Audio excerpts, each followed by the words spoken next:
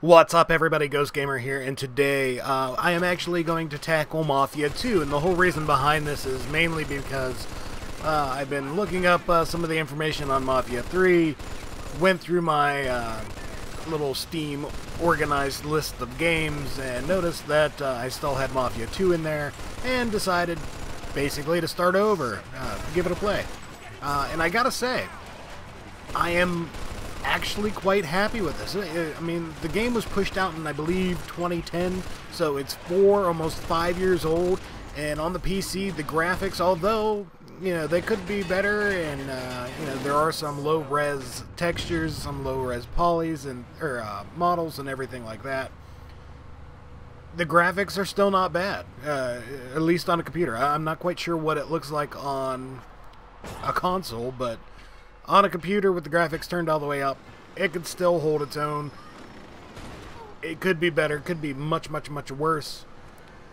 I'm still content with it. It's one of those games that I will continue to play, probably until I beat it all over again, and it's only the 4th or 5th time that I've beat it over the years. Now, I will tell you this, I mean, if you haven't played it yet, and I don't know why you haven't, whatever, what have you, I don't care. It is relatively short for the sheer fact that it's an open world game if you just go through and pound out mission after mission after mission without any of the DLCs. It'll take you about 8 hours to go through and plow through the entire game. Keep that in mind before you start bashing it and all that other crap. It's my forewarning to you. It's relatively short in the sense of missions. Now, you can go drive around just like your GTAs and create havoc. If that's what you want to do, go steal cars, find the, I believe they're Playboys, which is kind of like their hidden package deal. You can burn up more time, but 8 hours is about what you're going to get out of the gameplay, typically. It does have some quirks, and like I was just talking about, going out and exploring or getting into things like you would in GTA, I will give you a little bit of a forewarning. The save checkpoints are a little quirky. Mainly, if memory serves me right, you only get saves during missions.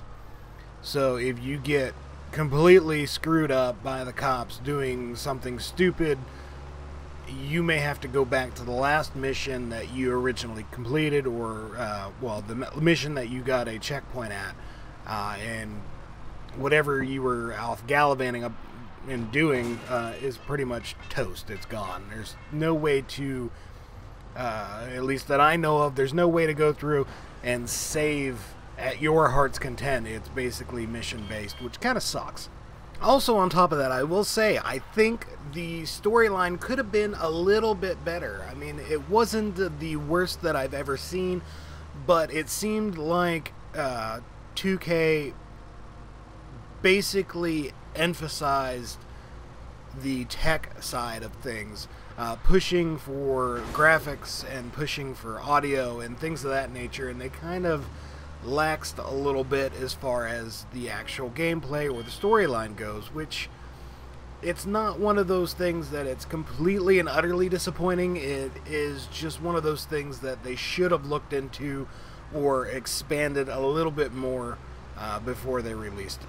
I will tell you that there is a lot of driving in this game, and there are a lot of cutscenes. Luckily, though, you can skip the cutscenes by hitting the escape and just skip cutscene.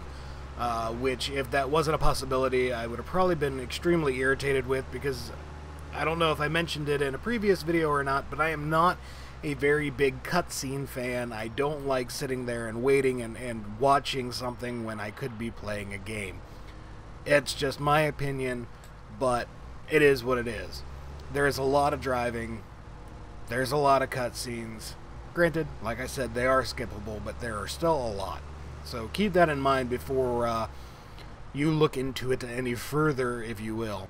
If I were to have to package this game into something that somebody else could understand, and they have never have seen this game or anything along that lines, the easiest way I would put it is kind of along the lines of The Godfather meets Grand Theft Auto and Max Payne. And the reason I put Max Payne in there is mainly because of the cutscenes. But essentially it is The Godfather meets GTA, or Grand Theft Auto. I don't know, if it appeals to you, if you like open world games where you can just basically go do a little bit of what you want, then by all means look into it. I mean, it should be fairly frickin' cheap. It's 4 years old, so that's up to you. I have it in my archive. I bought it when it first came out. I still have it. I'm not one of those people that trades in crap. I keep all my games. So, you know, take it with a grain of salt. If I were to rate this game, or have to rate the game, considering that it has some glitches, considering that it's full of cutscenes, the save game system's quirky and I don't like it, so on and so forth, I would probably give it about a 5, maybe a 6. And the only reason I would give it a 6 is mainly because of the graphics involved. Other than that, that's my 2 cents. I'm Ghost Gamer, and I'm out of here for today.